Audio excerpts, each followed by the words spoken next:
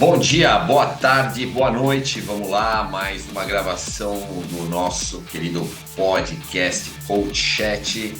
Dessa vez para falar um assunto que eu achei que a gente já tivesse falado, a gente até fala pontualmente, né, nos nossos episódios, mas especificamente sobre esse assunto a gente não tinha falado ainda. Nós vamos falar sobre carga de treinamento. Eu aqui, Ronaldo Martinelli. E sempre comigo, meu amigo Sérgio Borges, sou internacional treinador Sérgio Borges. Sérgio, eu vou começar falando ou pedindo para você falar o que motivou a gente gravar, porque quem trouxe a motivação foi você, é uma história que aconteceu lá em Florianópolis. Então começa aí contando por que a gente ficou motivado em falar sobre carga de treinamento. Manda bala! Fala galera, estamos aqui de volta para mais um episódio. E como o Ronaldo falou, já tinha até pedido, solicitado aí para a gente falar sobre esse assunto, porque uma coisa me espantou muito, quer dizer, não muito já, eu sei que acontece bastante, mas eu acho que me motivou aí para a gente falar, né? Eu estava lá no 70.3 em Florianópolis recentemente. E tinha um rapaz que estava lá com a esposa dele. E eu perguntei, e aí, como é que tá? Tá pronto? Vai competir? Ele falou, não, eu não vou fazer essa prova porque eu vou fazer o Ironman. Eu falei, pô, que legal, o Ironman, pô, uma prova muito bacana, tal. É seu primeiro? Aí começou. Aí ele falou para mim, primeiro e último. Né? Logicamente, né, me deu aquela curiosidade, mas por quê? Eu falei, imagina, não quero passar por isso de novo, né? Esse negócio de ficar treinando 25 horas por semana, com o trabalho, família. Nossa, olha a minha mulher aqui, ela também não aguenta, etc. Então, na verdade, isso aí me deu uma tristeza, né? Não só por ver o que o atleta está passando, na verdade, porque eu vi que ele estava num sofrimento, né? Ele não estava num momento em que ele estava feliz com o que ele estava fazendo, parecia mais que era um martírio que ele estava passando.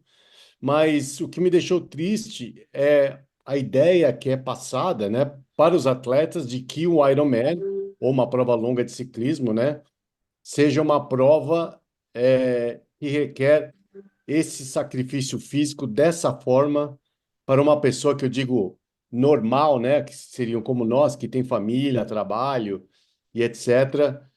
E que, logicamente, né, você ouvindo essas histórias de uma pessoa como ele, você nunca se motivaria a fazer um Ironman. E é uma coisa muito triste, né, porque eu que já competi mais de 25 Ironmans e tenho vários atletas que fazem mais de 2 Ironmans por ano, eu sei que é fácil a gente consolidar com um bom programa de treinamento aí, um treino que a pessoa possa ter uma vida normal e também curtir uma prova sensacional, como é um Ironman, ou como é um Letap, qualquer outra prova longa.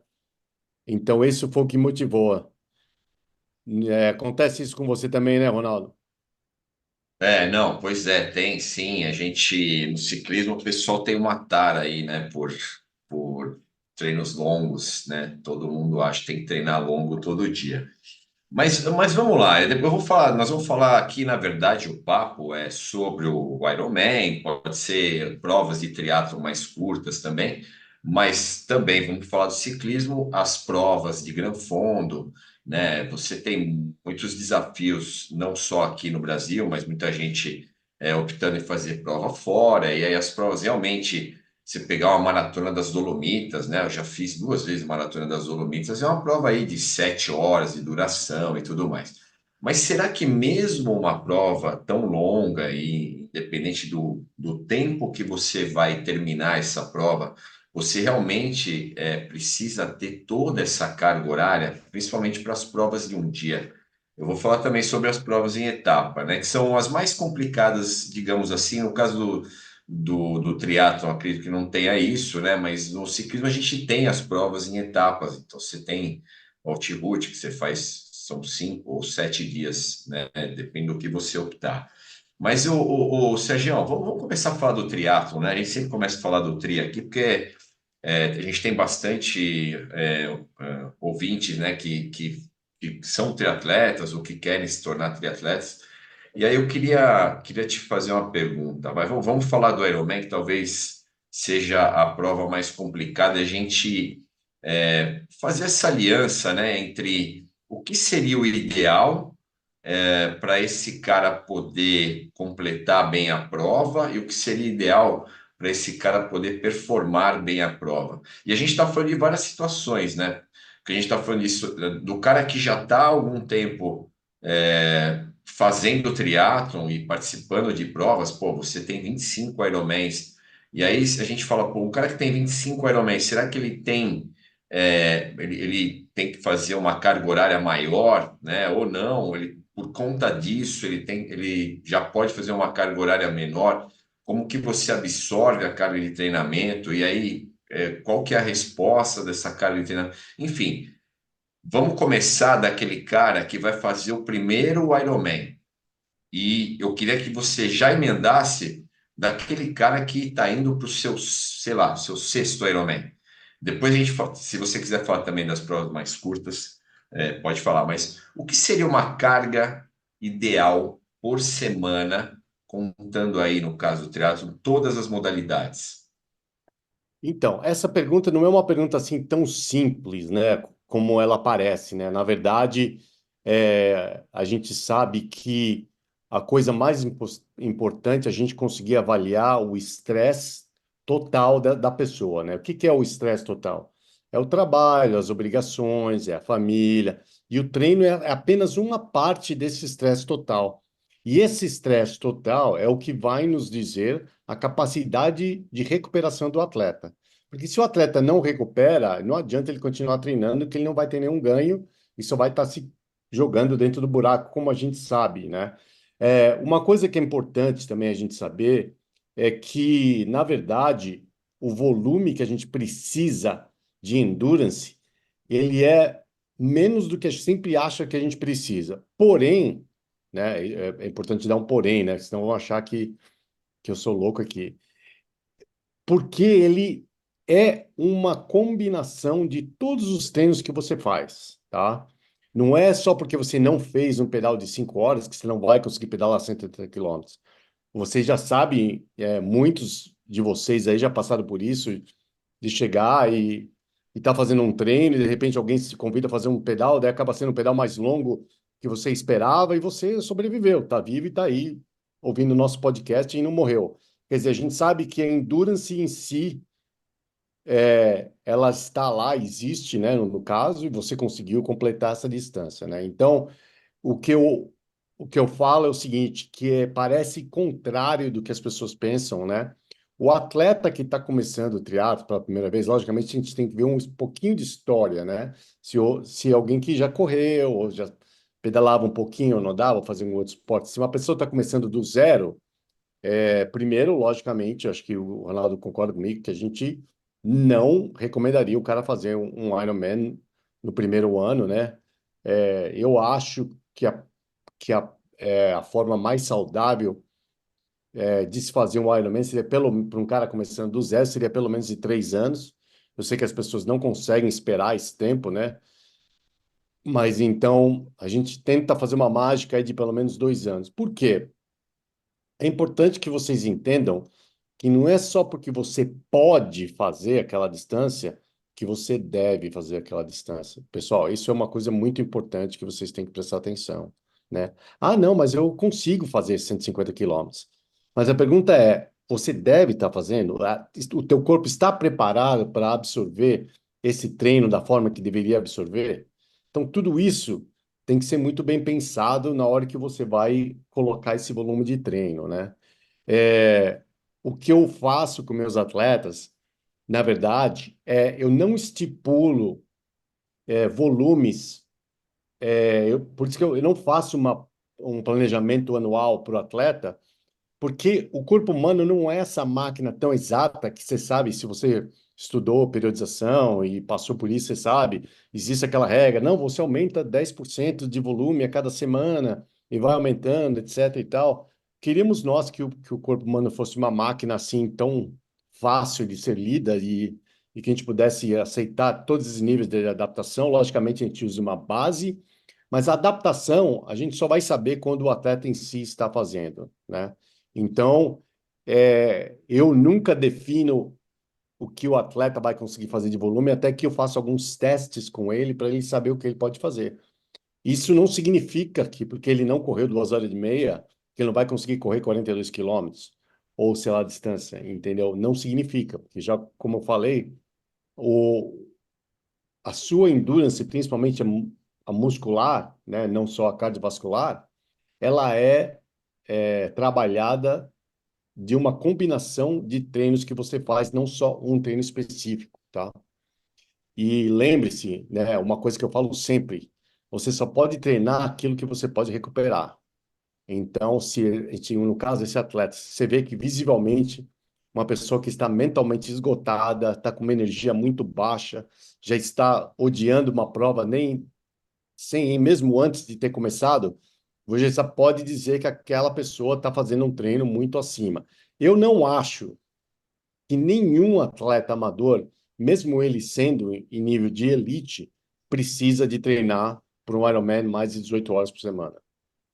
Isso aí estou te falando dos tops que precisa, tá? Então, é, quanto mais preparado o teu corpo está para absorver volume, mais a gente dá. Mas esses níveis, como viam, um triatleta amador com trabalho, família, treinando 25 horas por semana, é uma loucura. E 25 horas é mais ou menos uma média que triatleta profissional faz, né? Existem alguns picos que eles vão um pouco a mais, mas a média geralmente é isso. Então, você imagina que você está fazendo tudo aquilo que um triatleta profissional faz, só que ainda tem que tomar conta da família, passear com os filhos, participar de atividades, que isso é uma outra coisa também muito importante, né? Os pais participam de atividades esportivas que os filhos fazem, vai no jogo de futebol, aí o Ronaldo sabe que passa por isso sempre também. Tudo isso é um estressante também físico e mental para você. Exatamente. O que o pessoal não vê muito, né, é justamente isso que você falou, que são os estressores, né? E lembrar o seguinte, o treinamento é um estressor também. Então, não é só o trabalho, não é só os compromissos que você tem pessoais, né, familiares. Eu fiz essa pergunta de propósito, sabe por quê, cara? Sempre que eu vou, ou alguém, já fui em alguns outros podcasts, já me entrevistaram, e existe essa pergunta, né? Qual que é a carga de treino, semanal ideal? E é muito difícil realmente responder. Até porque, assim, cada um tem um histórico, eu tenho atletas aqui que eu posso puxar um pouquinho mais, porque tem aí talvez uma vida menos conturbada. Não só isso, tá, pessoal? Porque tem muito atleta que até tem condição de tempo para fazer, por exemplo, 20 horas de treinamento, que é uma carga horária média de um profissional, só que ele não tem histórico para cumprir ou absorver essa carga de treinamento. Aí o que vai Esse é acontecer é que outro ponto, né? esse cara, enfim, para ele, eu já vi muito isso acontecer, de caras que você até faz o teste. Fala, ó, eu não gosto de toda semana você fazer 20 horas de treino, né? É uma coisa absurda até para o profissional. Eu nunca me esqueço, a gente tem o Nicolas César, né? Que é um dos ciclistas do Brasil, dos melhores, que está lá correndo no nível World Tour, e fizeram essa pergunta para ele, né?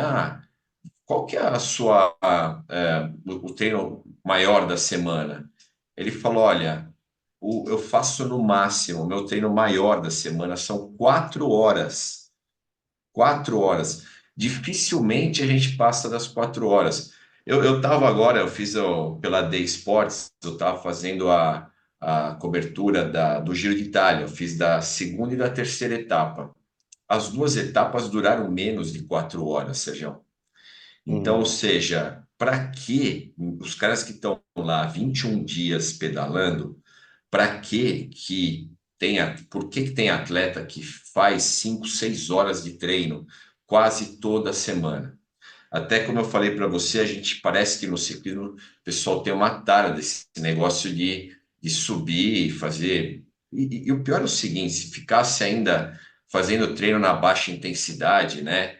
que seria o É, ideal, você treinar o Z2. Não, a galera ainda usa muita intensidade com o treinamento prolongado, que é a maior cagada que tem. Esse cara não vai evoluir nunca, porque ele nunca vai estar apto a melhorar número e isso não melhora a endurance do cara. A gente sabe muito bem, porque a gente começa a ativar sistema anaeróbio dentro de um treinamento aeróbio, muita zona 3 e tal, e a gente sabe que isso não vai dar em nada, né? Então, eu também tenho uma pessoa aqui que eu gostaria de citar, o doutor Antônio Carlos Gomes. Eu nem sei se você conhece, Sérgio, mas ele é um dos mais renomados caras de treinamento esportivo aqui no Brasil. Já trabalhou lá no Corinthians. Ele, se eu não me engano, agora ele é do COB já faz algum tempo e ele prepara atletas de várias modalidades, né, com o conhecimento dele. Foi um cara que estudou com Matveev, né? Pra você ter uma ideia, ajudou a treinar o Popov lá naquela época na Rússia, lá nos anos 90, 80, né? Final dos anos 80, começo dos anos 90.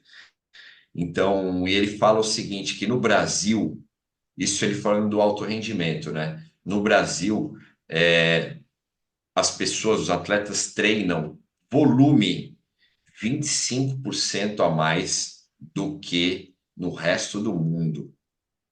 Então, é um cara que está no COB, ele estuda sempre, né, que as modalidades estão executando, e a função dele é trazer mais medalhas para o Brasil, né?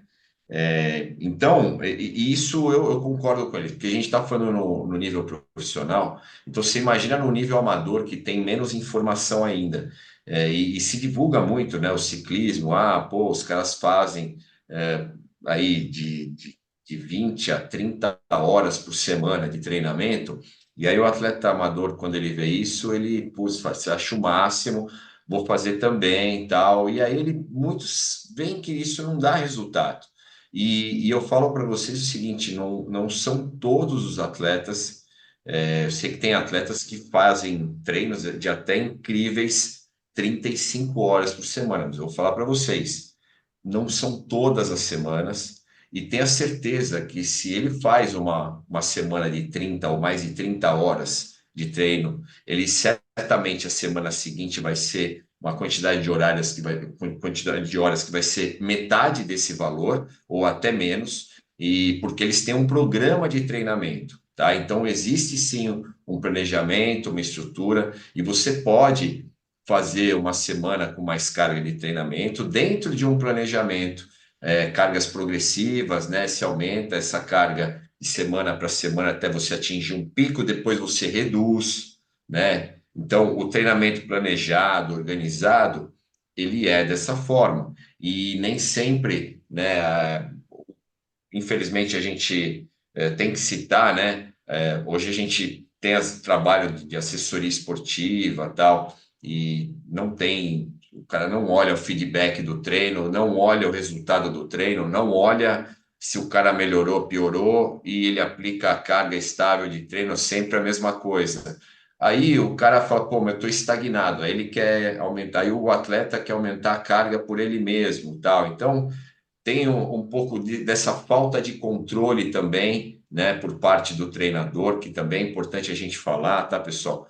A gente vende, eu vejo muita gente vendendo planilha, mas resultado, assim, são poucos, tá?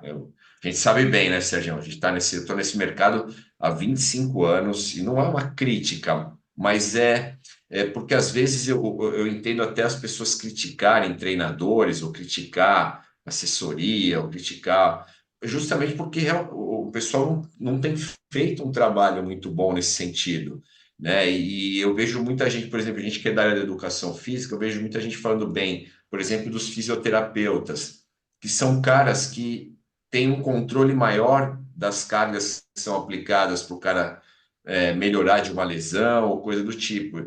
E o treinador, né, às vezes o professor de educação física, eu entendo a questão de você ganhar dinheiro, mas a gente também tem que se importar muito com o resultado.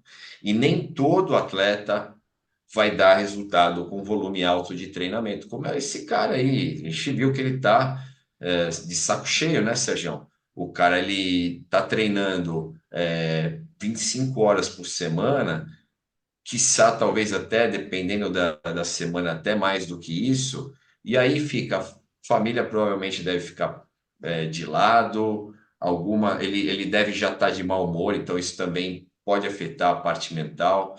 E aí a gente tem certeza que esse cara dificilmente vai performar na melhor condição que ele pode. Duvido, porque se ele já está nessa meio carregado, né, do jeito que ele está, eu duvido que ele vai conseguir render bem, né? Então, acho que é um ponto que a gente tem que discutir bastante, né, Sérgio? E eu queria até que você me falasse assim, por exemplo, você já teve atletas que você teve que você deu uma carga de treino muito baixa e esse cara acabou rendendo mais do que você esperava? Ou não? Ah, Sempre foi uma com cer- decepção. não, com certeza, com certeza. E não nem só isso aconteceu planejado, mesmo que aconteceu, eu acho que eu até comentei no último podcast aí de dois casos recentes que eu tive de dois atletas, um que fez o Ironman da Nova Zelândia e uma outra atleta que fez o Ironman de Wisconsin do ano passado, né? Essa atleta, na verdade, ela teve um susto aí no coração, que estava dando algumas arritmias, etc. Então ela passou um tempo tentando descobrir o que que era, não treinou muito e passou 4, 5 semanas tentando descobrir o que que era, aí começou a melhorar um pouco e aí ela decidiu que iria fazer o Ironman. E se não me engano, estava 10 semanas da prova, né? 2 meses e meio. E ela estava praticamente zero, assim, em 5 semanas. Então, logicamente, né, quando eu comecei a fazer o treinamento dela, logicamente ela já é uma atleta que, apesar de ter parado 7 anos, por causa do filho, etc., ela já tinha feito provas de Ironman anteriormente. Mas eu, logicamente, sabia que o planejamento de volume ideal que a gente tinha falado não ia ser feito, né? Porque com uma pessoa que ficou parada 5, 6 semanas e tinha 10 semanas para treinar, a gente teve que tirar isso de algum lugar. E geralmente, quando eu tiro o volume de alguma coisa, eu sempre tiro o volume da corrida. Por quê? Porque a corrida realmente sempre é o que requer uma recuperação maior, uma que pode machucar mais e promover um risco. Então eu falei, bom, vamos tentar chegar pelo menos perto do volume de bike que a gente precisa chegar, continuar com uma frequência de corrida, né? Eu sempre gosto muito mais da frequência do que da quantidade nesse sentido, né? É uma lembrança para o corpo de como se move e o que fazia. E a natação, logicamente, é o mais fácil aí, né? De chegar num volume aí para nadar 4.000 de série principal, etc. Não teve problema. E ela, é, e, os, e a diferença, né, dela para esse atleta que eu vi no 70,3 foi que ela falou para mim com essas palavras: eu acho que o treino de corrida não foi exatamente aquilo que a gente esperava, porém, esse foi o bloco de treinamento de Ironman que eu mais gostei em toda a minha vida como atleta. A partir daquele momento, eu já sabia que ela estava pronta para fazer a prova. Ela estava com a corrida dela 100%? Não. Qual foi a corrida mais longa que ela fez? 1 hora e meia. Mas eu sabia que ela mentalmente estava pronta para o que der e vier. E ela não se deixou, isso também é importante, né, nesse caso, né, ela não se deixou, confiou no meu trabalho e não se deixou influenciada por assim, eu só corri 1 hora e meia. No fim, ela acabou, ganhando a categoria dela, acho que 1 hora na frente da segunda, e acabou segundo geral amador na prova. Ela tem 44 anos. E um outro caso foi um atleta recentemente na Nova Zelândia, ele já chegou, ele também tinha ficado um tempo parado, e voltou a treinar e falou: vou fazer o Ironman da Nova Zelândia. Ele chegou, tá 15 semanas mais ou menos. Ele falou: eu tô pedalando aqui ali, mas eu tô machucado. na panturrilha, não estou conseguindo correr. E a gente foi, ele fez, estava fazendo fisioterapia, etc. Tentava dar uma corrida de 10 minutos, aí doía, não conseguia, etc. Em resumo, chegou 8 semanas antes da prova, foi a hora que a gente recebeu um ok do fisioterapeuta dizendo que ele podia correr. Então, ele começou a correr. No caso dele, ele é um atleta com um biotipo leve, apesar de ser alto. Ele já tinha feito vários alimentos, já tem uma experiência, um histórico. E no caso dele também, ele fez uma corrida máxima de 1h45. Mas também, da mesma forma, ele repetiu as mesmas palavras também. Estou me sentindo super bem, forte, mentalmente estou bem, minha família está aqui. Eu sei que também não foi o ideal ter de corrida que a gente poderia ter feito, mas eu estou preparado. E ele fez uma grande prova lá na Nova Zelândia também e correu. Logicamente, o nosso objetivo inicial era correr a maratona em 3 horas e 20. Ele acabou correndo em 3h28. Eu acho que para quem correu 8 semanas, acabou sendo muito bom. Legal. Vale lembrar aqui, tá, pessoal? Essa questão do endurance é algo bem complicado, né? Quando eu trabalhei com triatlo também, as pessoas tinham pressa, né, de fazer Ironman. Parece que ninguém gostava de ser atleta de distância olímpica ou short.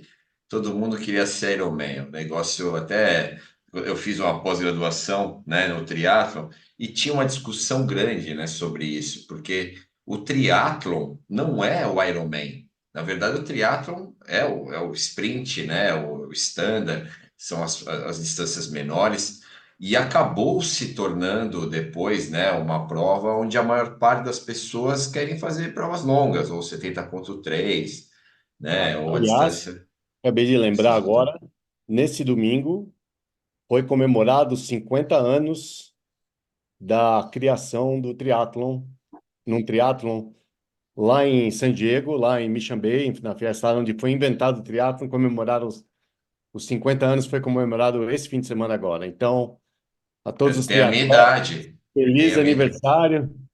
O Não, triatlon e se eu não comemora me engano, 50 anos de existência. você até pode me corrigir aqui, mas eu acho que as distâncias eram todas mais curtas e acho que até, se eu não me engano, não era a- como é que se diz, as Ordem. modalidades, não eram a ordem que é hoje, né? Não sei se foi corrida primeiro, não sei se é isso. Eu posso Porque estar também errado.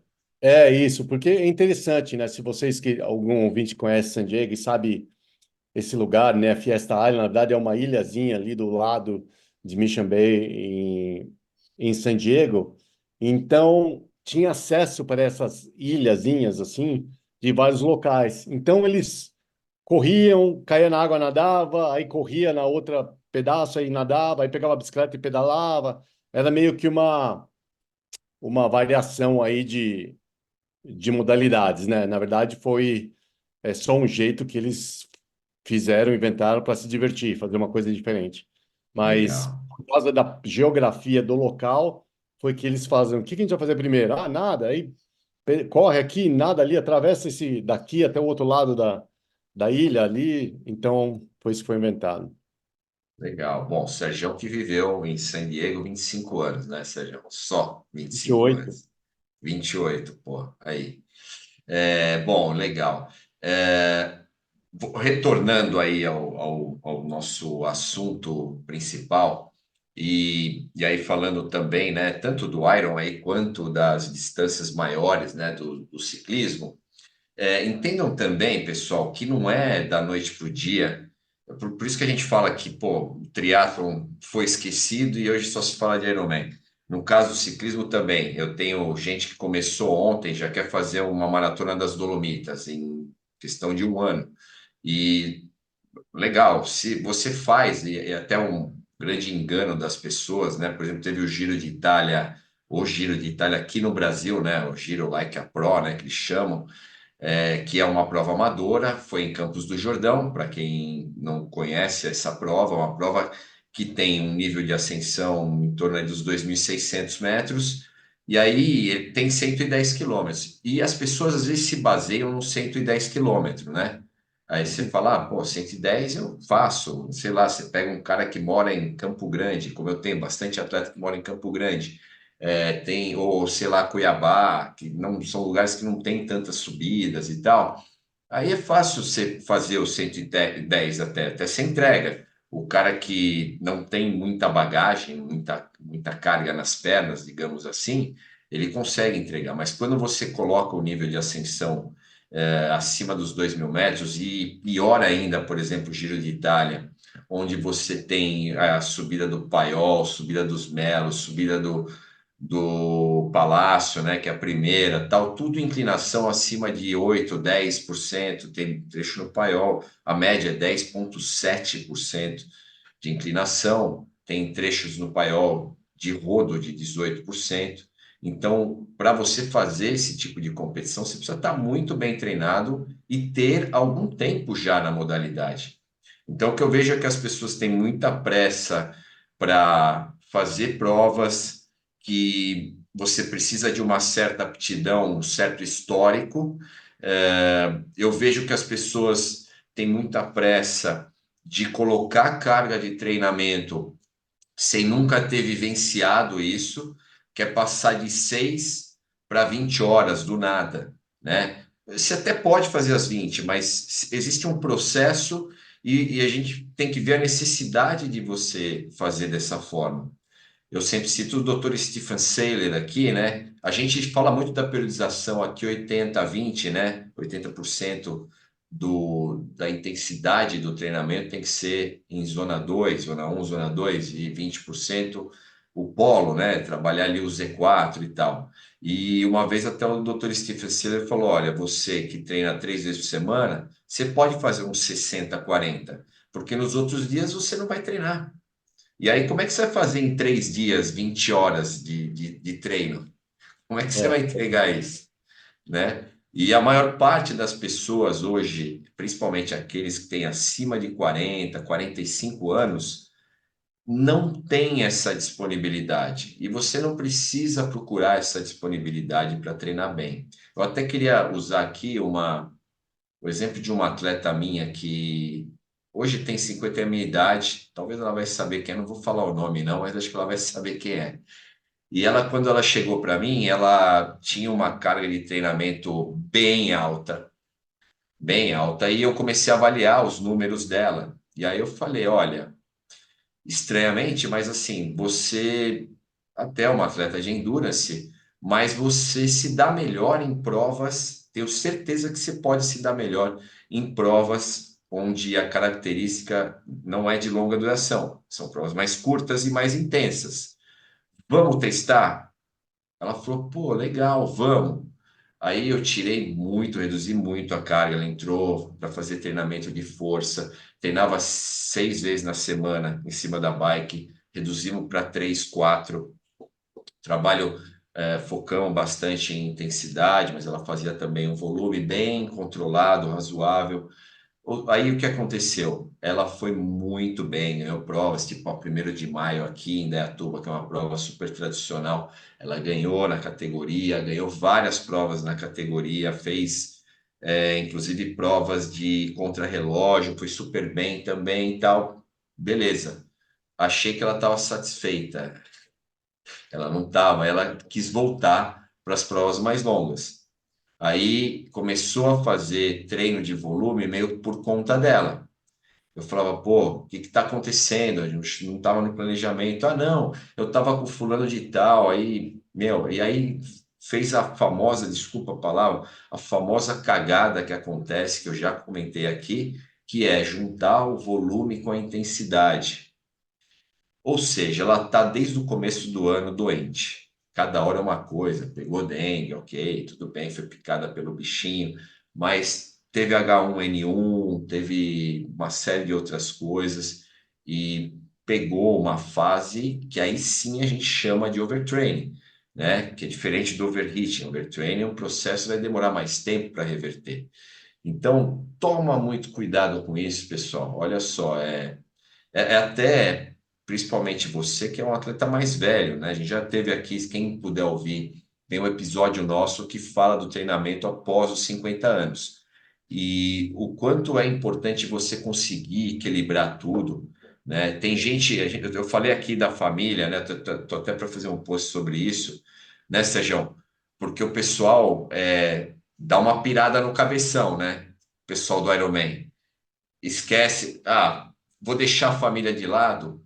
Cara, você não planeja nem isso, nem o fato de você não só participar da prova, mas você quer fazer o treino de uma maneira tão absurda que você deixa a tua família de lado. Isso certamente vai afetar a sua saúde mental também, tanto para você se preparar quanto para você fazer uma boa prova. Então, eu acho que a palavra que a gente tem que usar, né, o correto, como todo treinador, como todo bom treinador fala, mas muitos atletas não ouvem, e aí eu sempre falo da questão da inteligência de treinar, a gente tem que usar a palavra certa, é equilíbrio, tá? Você tem que entender. Eu acho até que existem sim atletas que. Aí queria até que o Sérgio falasse se ele já teve algum atleta que rendeu mais com mais carga. Eu acredito que tem atletas que possam e que já renderam com um pouco mais de volume de treinamento, mas não esse absurdo que fazem, né? Eu lembro de um cara também, tá me vendo aqui na cabeça, né, as histórias depois de 25 anos trabalhando com isso. E eu lembro de um cara que, pô, ele pedalava todo dia, subia o Pico do Jaraguá e não sei o que, fazia e tal. E o pessoal falava, admirava, achava legal. E eu, cá comigo, fiquei quieto, mas eu falei, isso vai acabar. São 3, 4, no máximo 5 anos e dito e feito, não ouço mais esse cara fazer isso e já ouvi falar que ele já está meio de saco cheio, não quer mais fazer, não quer mais treinar e tal. Então, para você ser longevo, vocês estão aqui recebendo o relato de dois treinadores que já estão há muito tempo nesse mercado, que já viram de tudo acontecer, né, Sérgio? A gente já viu de tudo acontecer. E eu posso falar com toda certeza: você quer se manter longevo no esporte, entenda, mesmo em relação às lesões, né, em relação a cansaço físico, emocional, né, e tudo mais, você quer ser longevo no esporte, se mantém equilibrado e, antes de mais nada, planeje e entenda o processo junto ao seu treinador. Sergião, fala aí, vai. Sei que você quer falar alguma Olha, coisa eu disso. acho que é uma coisa que eu passei por isso também, eu acho que muitos ouvintes aí já passaram ou estão passando também, e é uma coisa, eu falo que isso é uma doença do triatlon, né, dos atletas de longa distância, que logicamente, né, a prova de longa distância, ela é desenvolver uma habilidade de competir fadigado. Isso é óbvio, a gente sabe disso. Porém, porém, tem atletas que estão em um nível de fadiga tão alto ou mais alto do que deveriam estar, que eles já nem sabem o que seria competir numa condição certa de treinamento. No certo que eu digo, não está nesse nível de fadiga, né? Eu acho que existe um medo, né, de muito atleta, que inclusive tem feito teatro há muito tempo, já está acostumado com alguma metodologia, alguma coisa que sempre faz, não, mas eu preciso fazer um treino de 180, eu preciso correr 32, eu preciso, essa parte, essa necessidade mental, e esse atleta, na verdade, ele está fazendo isso há tanto tempo e com uma frequência tão alta, que o corpo dele nunca está 100% recuperado ao ponto de competir no nível que ele poderia competir. Isso é muito importante. Eu acho que as pessoas que mudam, só mudam depois que alguma coisa catastrófica acontece, mas se muitos prestar atenção nisso, nesse nível de fadiga, e perceberem que ele está estagnado também, porque ele não vai conseguir chegar lá se o corpo dele está sempre naquele nível de fadiga, né? Quer dizer, você tem que entender que você tem que chegar numa prova dessa de longa distância, que eu falo, né? Você tem que estar fresh. Você não pode estar 1% overtraining para fazer uma prova dessa. Você tem que estar, melhor você estar 10% abaixo do que está 1% acima. E porque você tem que estar não só com essa essa predisposição de fresco aí, que eu estou dizendo, não sei qual a palavra ideal em português para falar, É isso aí mentalmente, mesmo, fresco. Acho que é essa a palavra mesmo. Fresco, fresquinho.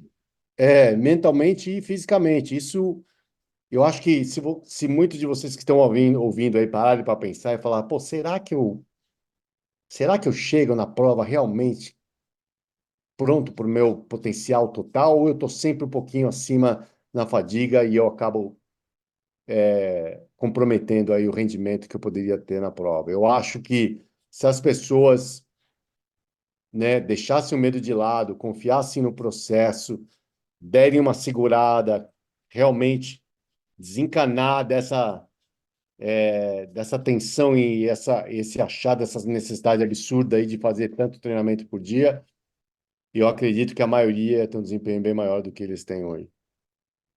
Eu também, viu, Sérgio?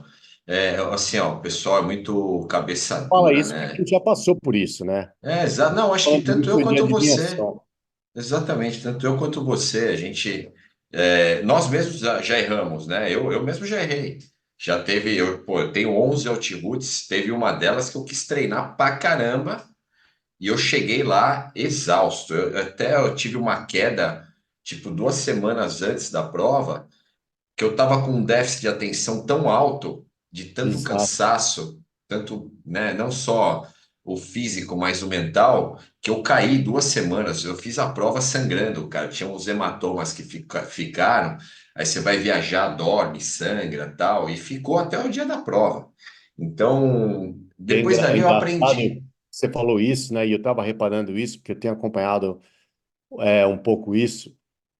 Tem acontecido muito. Eu posso falar do triatlo e você me fala do ciclismo, mas tem acontecido muito, muito, muito de triatletas, uma semana, 2 semanas antes de Ironman, tem um acidente de bike, alguma coisa assim. E eu tenho quase certeza que a maioria das vezes é relacionado exatamente com o que você falou. E aconteceu isso comigo, de eu sair para dar um trotinho na trilha de meia hora e também cair, torcer o pé. Por quê? Porque eu estou tão fadigado e o meu cognitivo está tão fraco, meu reflexo está lento, tudo tá piorado e eu caí e me machuquei o pé. Então, como você falou que você passou por isso, de cair na bike também, Sim, eu acredito que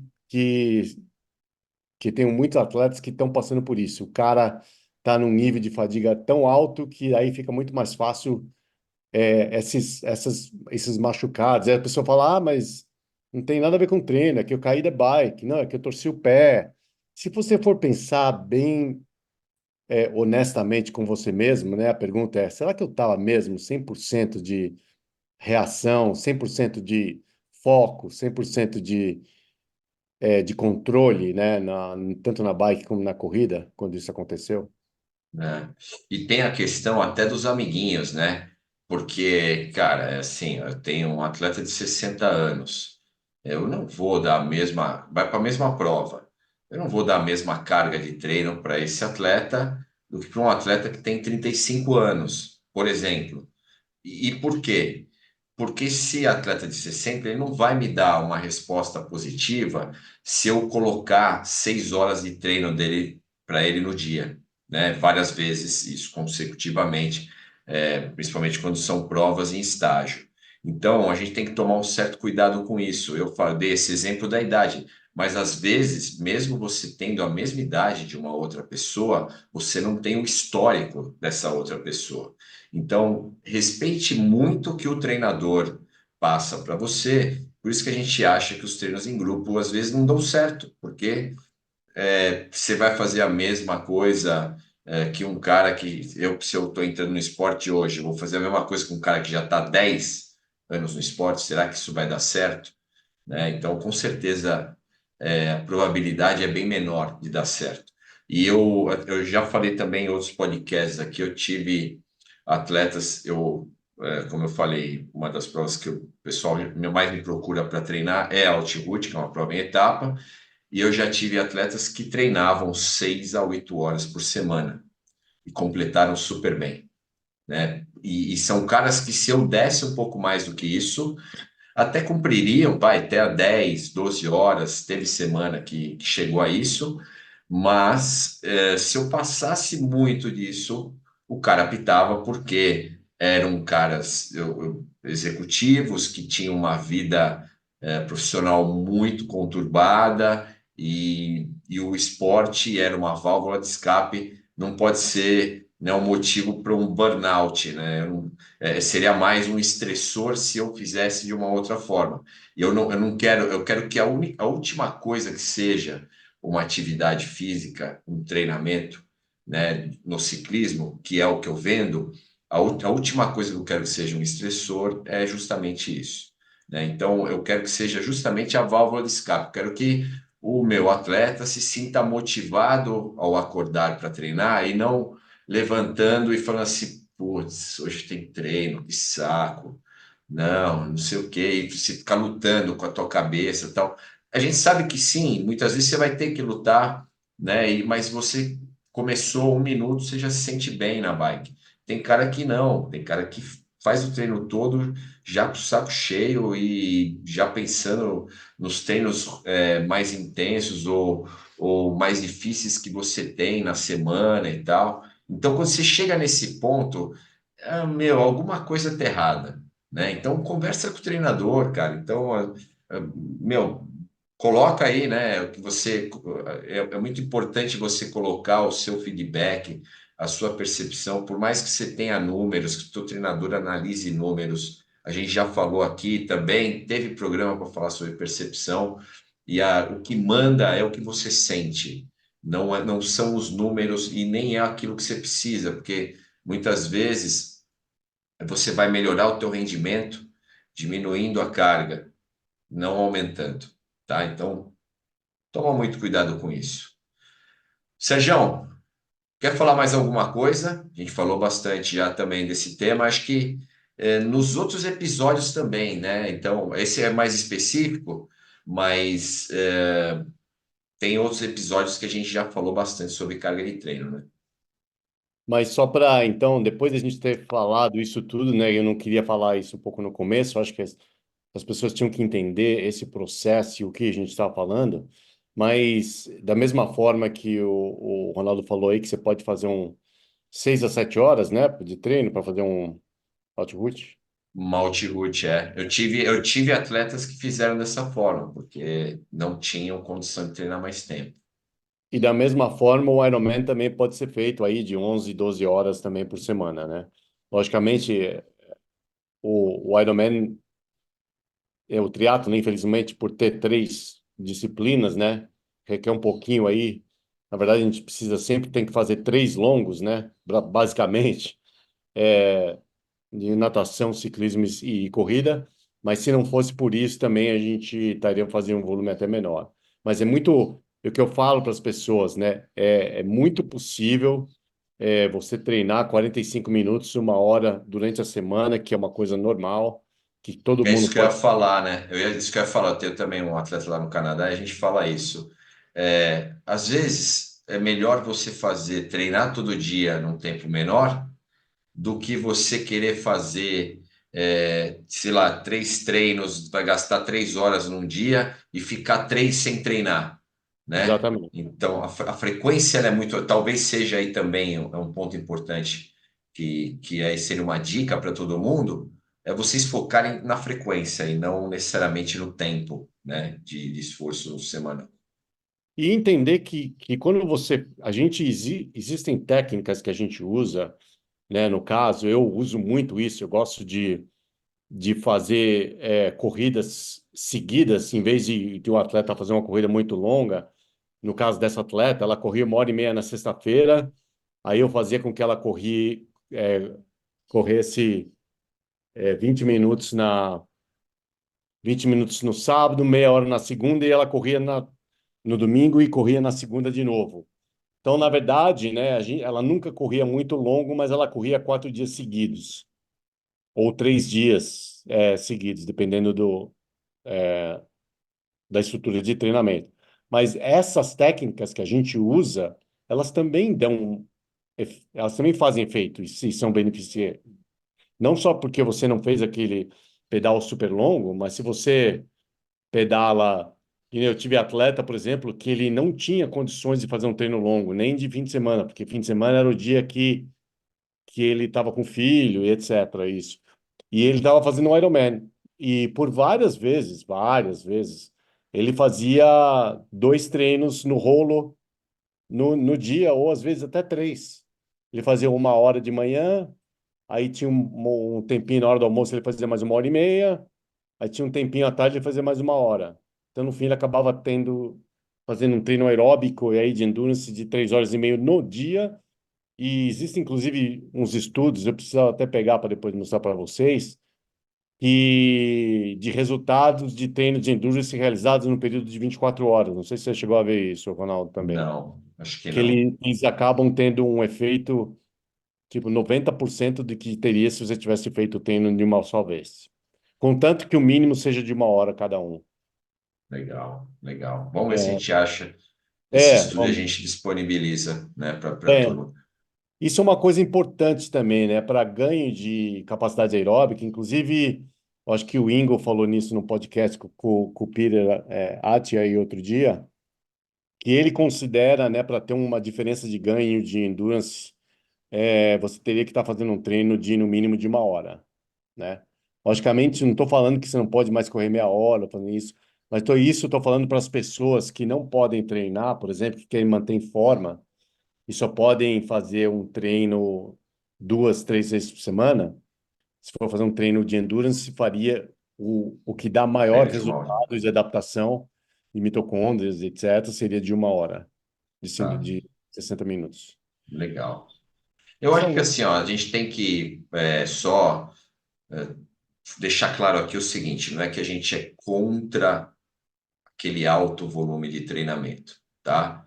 Só que a gente tem, lógico, que entender se esse atleta precisa, se esse atleta dá uma resposta positiva, se mesmo se ele deu uma negativa num treino com uma carga menor e mais intensa, por exemplo, legal, vamos tentar fazer de uma forma diferente. Então, entendam só que não é porque você é um atleta de endurance que você tem que treinar pra caramba na semana. E entendam que para vocês, a maior parte, né, dos atletas amadores aí não entram os profissionais, óbvio. O treino ele serve como uma válvula de escape para você se manter saudável e tudo mais. Ele não deve ser um estressor. Então, existe um equilíbrio, existe um ponto onde professor ele mental, né? passa. Você quer dizer, né? Porque físico vai ser sempre um pouquinho. Exatamente, sim, exatamente, exatamente. Eu estou falando de estressor mental mesmo. Então, existe um ponto em que você perde esse equilíbrio. Qual é o seu ponto? Você já parou para pensar? Sim. Né? Então, a gente aqui, nós não estamos dando uma resposta, até porque cada um vai ter a sua própria resposta. Então, entenda e vai atrás, né? Corra atrás para saber qual que é o teu ponto, né? Aquele que te estressa, aquele que passa a não ser mais saudável, né? E que passa a não te trazer mais a performance que você espera, né? Então, acho que esses são os pontos, né? Não é se mais volume, menos volume, mais carga horária semanal, menos. Não, eu acho que realmente você. Porque eu tenho atletas totalmente viciados em treinamento, e que se você realmente tirar o inverso também é proporcional, né? Se você tirar, aí sim o cara pira, né? Então, não estamos aqui falando o que é certo, o que é errado, até porque no treinamento não existe isso. Não existe o certo e o errado. Existe aquilo que dá certo para você, que não dá certo para o outro, e o outro dá certo uma coisa que não dá certo para você. E ponto. Tá? Então, é só realmente para você tentar achar essa resposta, e às vezes você não vai achar isso em um mês, mas vai achar isso em anos de treinamento. Tá? Mas corre atrás, porque isso certamente é importante. Eu acho que uma coisa importante também que eu lembrei agora, quando você estava falando, que também tem a ver com a pressão dos amigos, etc., é que eu acho que vocês não podem ter medo de pensar nas provas sempre como blocos específicos, né? Não tenha medo, né, de você acabou de fazer um treino de Ironman, que está fazendo pedal de 4, 5 ou 6 horas, correndo, tanto, e de passar períodos de 6, 8 semanas fazendo longos de 2 horas, fazendo corrida longa de 45 minutos. Não tenha medo de fazer isso, né? Você tem que pensar que para você poder ter ganho em algumas outras áreas, você também é obrigado a deixar um pouco de lado alguma outra coisa, né? Muito dos sistemas energéticos, eles são antagônicos, né? Não tem como você melhorar dois sistemas ao mesmo tempo, que um vai estar sempre indo em contrapartida com o outro. Por exemplo, de limiar anaeróbico junto com capacidade aeróbica, né? São coisas que não dá para você desenvolver os dois juntos. Você tem que diminuir um para crescer o outro e vice-versa. Então, você que é técnico aí e você que é atleta, é muito importante que você faça essas adaptações e dê esses sinais claros para o seu corpo para você poder ficar mais saudável e atingir o que você quer nessas áreas que você está precisando. Se você está sempre com medo de não posso diminuir muito o volume, mas só que se não diminuindo o volume, você está deixando o teu corpo mais catabólico, também mais fadigado, e a qualidade do teu treino de VO2 ou de limiar também vai cair, porque você não está tão descansado o suficiente para atingir o nível de esforço que você queria. Então é apenas uma bola de neve, né? Que no fim você faz um pouco, aí você acaba voltando para o teu hábito antigo, que é só fazer o volume, é ficar só mais ou menos naquela zona 3, né? É o oposto do polarizado, né? É o que a gente já falou isso aqui uma vez, que o problema é que a intensidade fraca e a intensidade forte da maioria dos atletas amadores, elas são muito perto, né? Exato.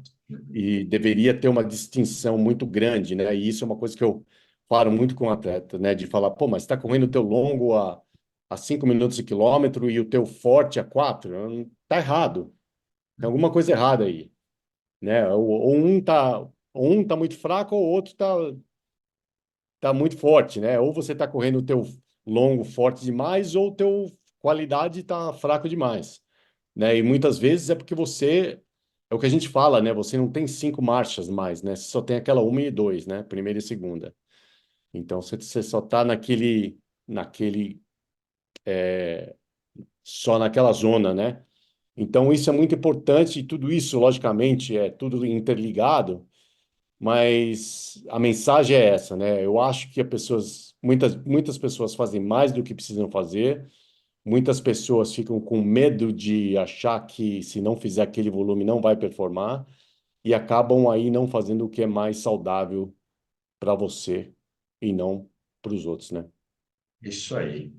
Boa, é isso aí. Bom, Sérgio, estamos aí terminando mais um episódio. Obrigado aí todo mundo. Se você quiser depois deixar um recado, eu já deixei, acho que o meu, né? Falei bem a palavra equilíbrio, né? E você achar o teu ponto de estresse é o ideal, né? Pensa bastante aí depois que ouviu a gente. Então, obrigado aí todo mundo e vamos para o próximo episódio. Sérgio, deixa aí teu recado final e vamos nessa. Mais uma vez, galera, obrigado aí por nos acompanhar. A gente teve uma resposta muito legal no nosso último podcast aí, com muito downloads aí. O pessoal realmente está ouvindo. Isso deixa a gente muito feliz, porque está gerando milhões, milhões de dólares aí para nós esse podcast. Brincadeira, na verdade. Cara, ó, a gente faz por amor, mas cara, que é muito legal, tá? Discutir. A verdade é que tem pouca gente discutindo sobre esses assuntos que a gente traz aqui e sempre pinta, né? Muita dúvida, o pessoal entra em contato com a gente. Até divulgar, tá, pessoal? A gente tem o nosso canal de YouTube também. Ele é até o menos acessado, a gente está sendo bem acessado pelo Spotify, mas pelo canal de YouTube ainda não. Estão cobrando a gente de fazer pela Apple também, mas nós somos simples, tá, galera? Então, Spotify tá lá, é simples. Quem quiser ouvir a gente é de graça, tanto no YouTube quanto no Spotify. E a gente faz realmente porque a gente acha legal, a gente curte fazer, né? Não é a intenção nossa ficar rico com isso. E o que nos motiva são justamente acontecimentos como esse, né? Que o que a gente quer a gente quer a longevidade do esporte, né? A gente quer que as pessoas entendam que é possível fazer esse esporte por muitos e muitos anos e fazer várias e várias provas, desde que você faça uma coisa que seja o ideal, né? A gente fica triste de ver casos como esse, que a gente sabe que com certeza aquele atleta não vai voltar mais, né? É um cara que está numa fase já assim, né? Perdemos um guerreiro. Perdemos um Perdemos um guerreiro, e é guerreiro. triste, né? Eu vejo até para o próprio atleta, porque, né, todo mundo sabe que é um esporte muito caro, é um investimento muito caro, então, né, você vai investir todo esse dinheiro aí, esse tempo, né, para fazer uma prova só. Eu acho que é o que eu falo, né? O investimento numa bicicleta e coisas, então, é tão alto que eu acho que você precisa fazer no mínimo uns 5, 6 Ironmans para pagar. Pelo Pra- menos, né? Pelo menos, porque, meu E Deus, 5, 6 anos, não é que é 5 num ano, né? Você vai fazer 5, 6 anos de Ironman para se exatamente. pagar isso aí.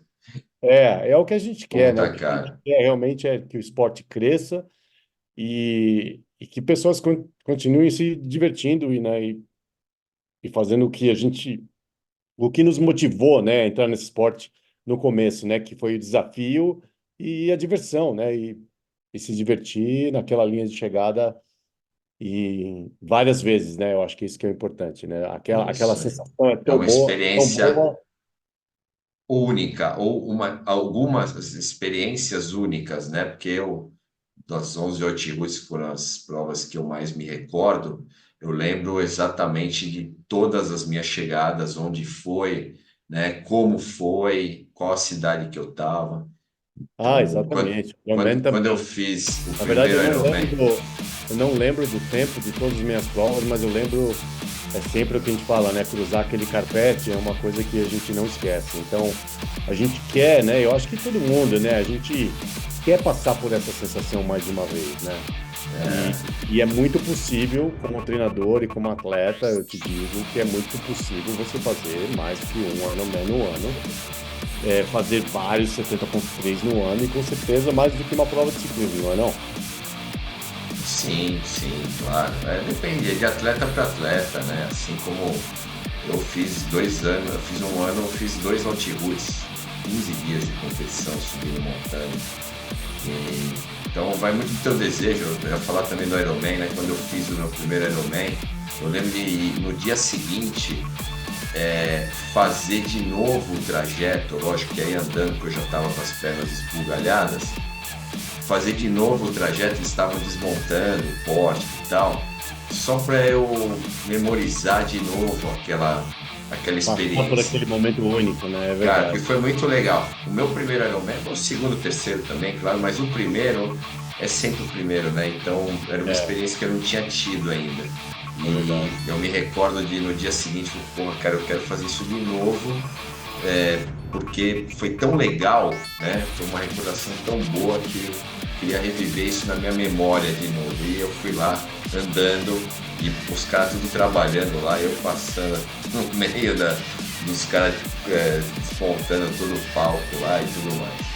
Então, Muito tenho legal. certeza, quem nunca fez, é uma experiência bacana. Como continua sendo, quando eu vou fazer o altitude de novo, vou cruzar lá o pórtico na última etapa, é sempre uma experiência fantástica. Tá? Bom, é isso. Sérgio, é isso. Então a gente se vê aí na próxima semana ou no próximo episódio, tá bom? Isso Grande aí. abraço a todos e até a próxima. Tchau, galera. Abraço.